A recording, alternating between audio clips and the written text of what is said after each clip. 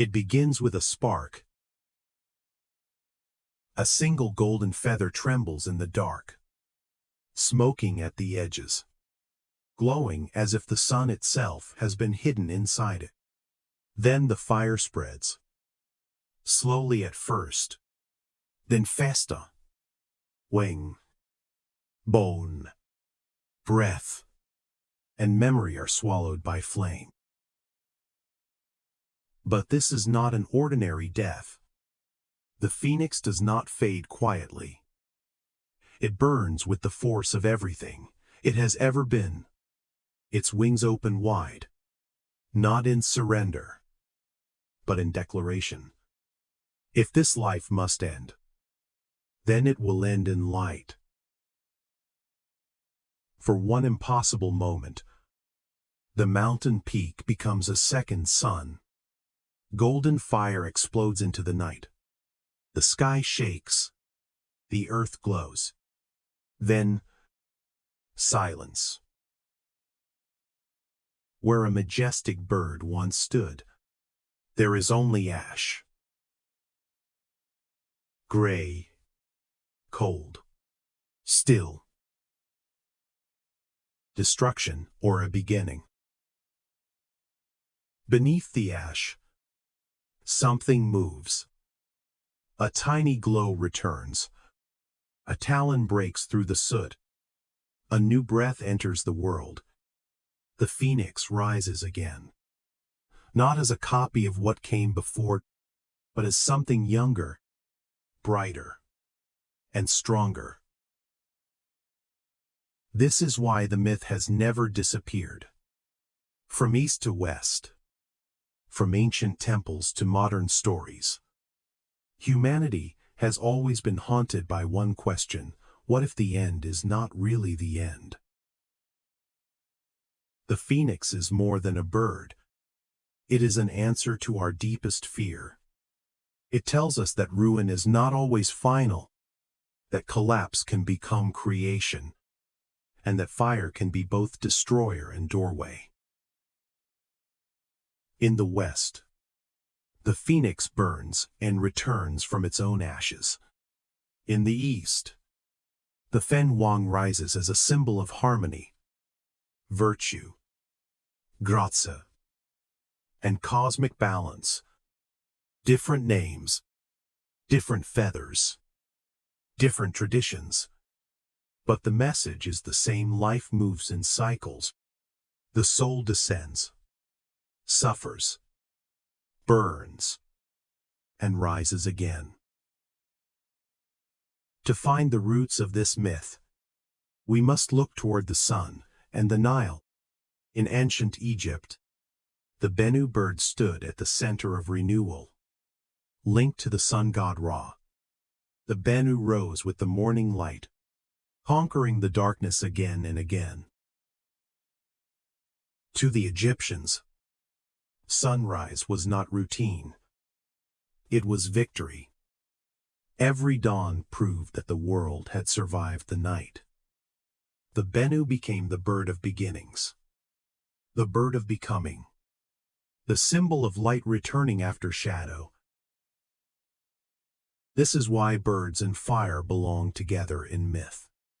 Birds rise upward. Fire rises upward. Both refuse to stay low. Both transform what they touch. A bird of fire becomes the perfect image of the soul born on earth, tested by suffering, and always reaching for the sky. Later, in the language of alchemy, the firebird became a symbol of inner transformation. The alchemists were not only trying to turn lead into gold. That was the outer symbol. The deeper work was the transformation of the self. Lead was the old self, heavy, dull, trapped, unrefined. Gold was the awakened self, purified, radiant, and free. Between the two stood fire. The fire of pressure, the fire of discipline, the fire of loss. The fire of truth. This is the secret hidden inside the phoenix myth. The fire does not simply punish the bird. It refines it. It burns away what can no longer fly. It removes the fear, the ego, the old identity, and the dead feathers of a life that has already ended but has not yet been released. Then there is the legend of the eagle's renewal. The story says that when the eagle grows old, its beak becomes dull, its talons weaken, and its feathers become too heavy. The tools that once helped it survive become a cage. To live again, the eagle must choose pain.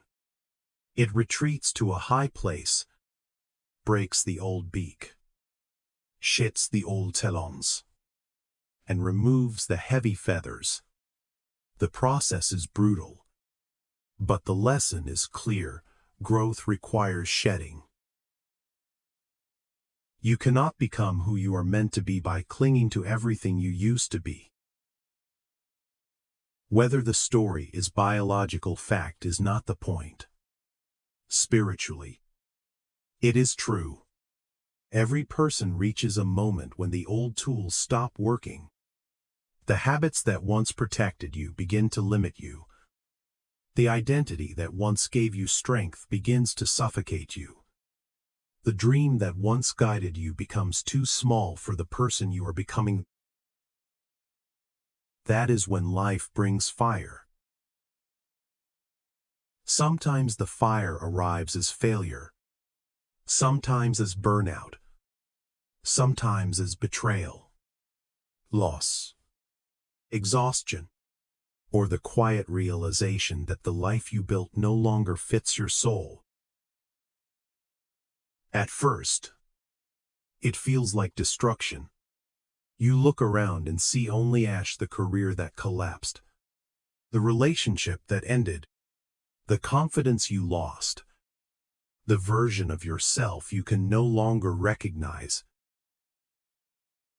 But the phoenix teaches a different truth. Failure is not always a grave. Sometimes, it is a furnace. Burnout is often the soul demanding a reset. Your ashes are not proof that you are finished. They are the raw material of your next form. There is a strange mercy in losing what was never meant to last. Fire removes illusion.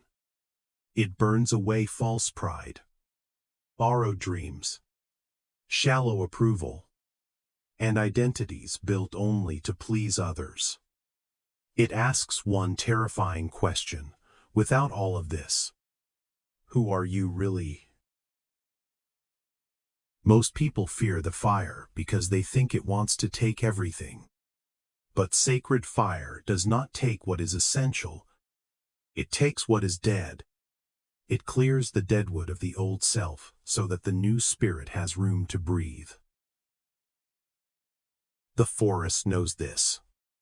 After a controlled burn, the ground may look wounded and blackened.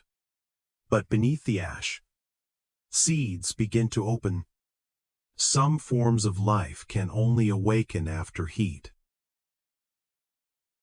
This is the paradox of rebirth. The moment that looks like the end may be the exact condition required for the beginning. The blackened soil becomes fertile. The broken shell becomes an opening. The scar becomes a map. Think of the blacksmith. Steel does not become strong in comfort. It enters the fire, glows with heat, and is struck again and again until it takes shape. The hammer is not hatred.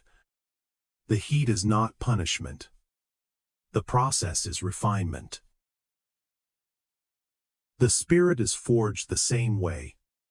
Pressure reveals structure. Pain reveals truth. Fire reveals what cannot burn. This is why the phoenix does not simply survive the flames. It is made by them. But rebirth is not only about becoming stronger. It is also about becoming wiser. In the East, the Fenghuang teaches balance, grace, and power, fire and harmony, strength and softness. Fire without balance becomes destruction. Balance without fire becomes stagnation. True rebirth is not just rising again. It is rising with understanding. After every burning, there must be cooling. After every transformation, there must be integration. The new self is fragile at first. Like a young bird learning to fly. Its wings shake. It does not yet trust the sky. So forgive your early stumbles. Rebirth is not instant perfection.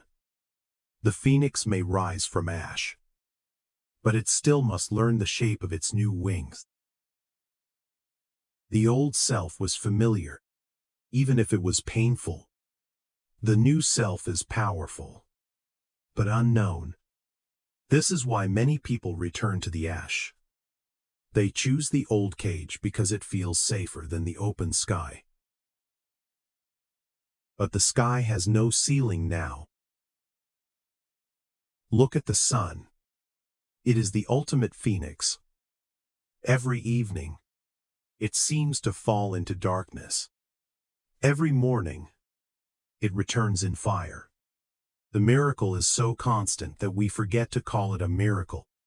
But every sunrise says the same thing: begin again. Even your body understands this cycle. Cells die and renew. Skin shits. Blood moves. Breath leaves and returns.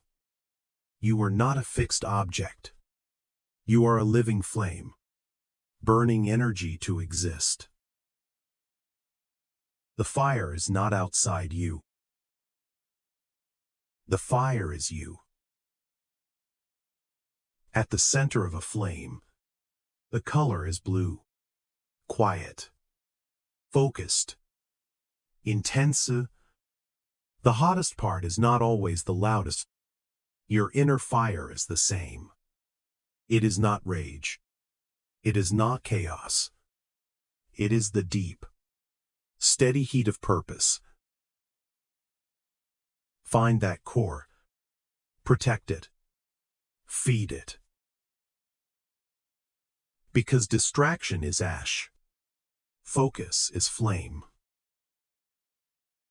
When life burns down what you thought you needed, pause before you call it destruction. Ask instead, what is this burning away?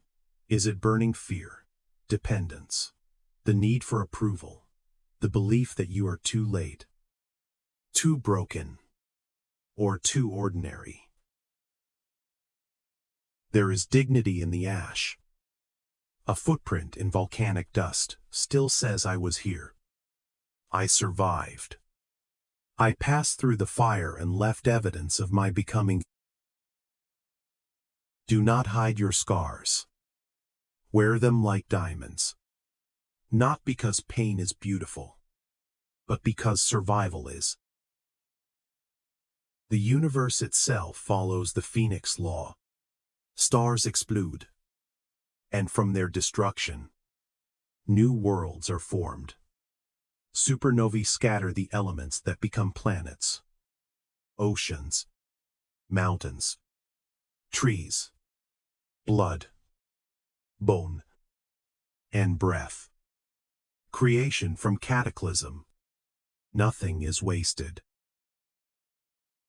You are the result of 1,000 resurrections. Your ancestors survived fires. You will never know. Their endurance lives in your body. Their flame became your heartbeat. When you rise, you do not rise alone. So what part of you is ready to burn away? The old fear, the old story, the identity built around failure, the voice that says you cannot begin again. Let the old narrative turn to smoke. Clear the space for the new story. But remember, fire is sacred only when it serves life. Do not burn yourself to prove your worth. Do not confuse self-destruction with transformation. The phoenix burns at the right time, for the right purpose. The fire is a passage, not a permanent home. After the burning, rebuild with wisdom. Build a new home inside yourself from truth, discipline, humility, and courage. Build relationships that can survive seasons. Build work that feeds your spirit, not just your image. Build a life that does not require you to abandon your soul in order to be accepted. There will come a morning when the ash no longer feels like an ending. It feels like soil. You will notice small signs first: a thought that no longer hurts, a room that no longer feels haunted, a task you can finally begin, a breath that feels like yours again. The rebirth is in the small things. A single green leaf after drought, a quiet decision to try again, a new boundary, a new prayer, a new plan, a new voice. Sing before you see the sun. That is faith. The bird does not wait for daylight to believe in morning. It sings while the sky is still dark. And when you reach the mountain peak after everything you have endured, look back. Look how far you have climbed. The shadow of the old self may still follow you, but as you rise, it becomes smaller. The shadow is only a memory. The wing is real. You are the ash and the architecture, the flame and the form. Every ending you survived, and every beginning you dared to claim. So take the fire with you, not as anger, not as bitterness. Take it as presence, as conviction, as the warmth that reminds others they can rise too. The phoenix does not rise for itself alone. One torch lights another. One life reborn gives permission for another life to begin again. We rise together. This is the collective phoenix, cities rebuilt after disaster, families healing after silence, people standing again after failure. Humanity is a species of the phoenix. We fall, we break, we burn, and somehow, again and again, we build. Your fire adds to the light of the world. Do not underestimate one soul choosing to rise. Do not hide your colors. The reborn do not return to live smaller. They return to live truthfully. At the end of the myth, the phoenix takes flight from the smoking crater. It does not ask permission from the ashes. It spreads new wings into a golden sky and rises higher than its previous life could ever reach. That is the invitation. You are never finished. You are just waiting to emerge. You are not the failure. You are the fire after the failure. You are not the ash. You are what the ash is preparing. So when the moment comes, rise. Rise with the memory of the fire. Rise with the wisdom of the ash. Rise with the courage of the eagle, the balance of the Fenghuang, the light of the Bennu, and the immortal heart of the phoenix. The world does not need the old version of you to survive. It needs the version that made it through the flames. Awaken your inner fire. Unleash your fire. And remember, the phoenix does not fear the end. It knows the end is where the wings begin.